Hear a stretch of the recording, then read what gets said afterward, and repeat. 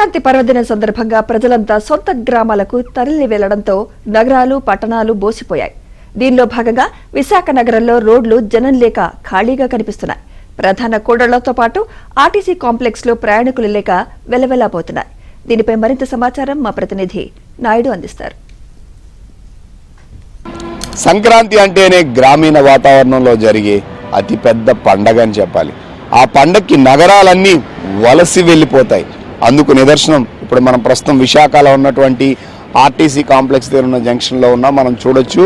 So ఇక్కడ నిత్యం రద్దీగా ఉండేటువంటి జంక్షన్స్ అన్నీ ఎంత ఎంటీగా కనిపిస్తున్నాయి అనేది మనం చూడొచ్చు.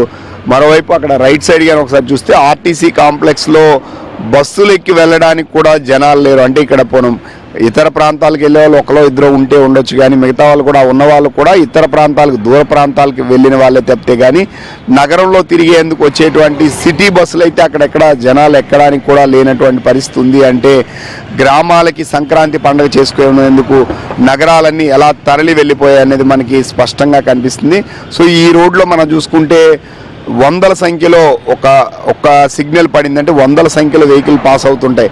సో అలాంటిది కొద్ది మందే పాస్ అవుతున్నారంటే మనకి ఎంత రద్దీ తగ్గింది అనేది మనకు కనిపిస్తుంది. మరోవైపు నగరంలో ఇవి పూర్తి స్థాయిలో లేకపోవడం వల్ల పొల్యూషన్ లెవెల్స్ కూడా కొంతవరకు తగ్గినట్టు మనకి స్పష్టంగా తెలుస్తుంది.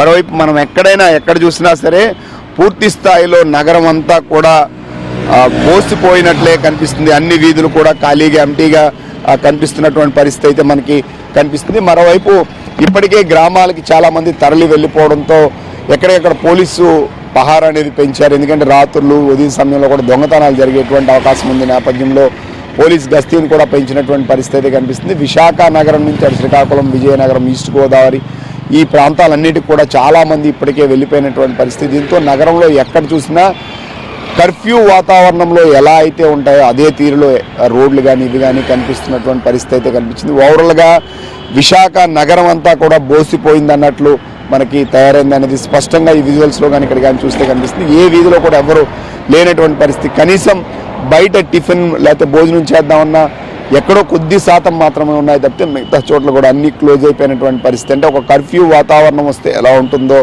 ప్రజలే కర్ఫ్యూని ప్రకటిస్తే ఎలా ఉంటుందో అలా ఈ సంక్రాంతి పండుగకి ఇక్కడి నుంచి వెళ్ళిపోయిన వాళ్ళతో నగరం బోసిపోయినట్టు కనిపిస్తుంది. Video journalist Rajasekhar Naidu,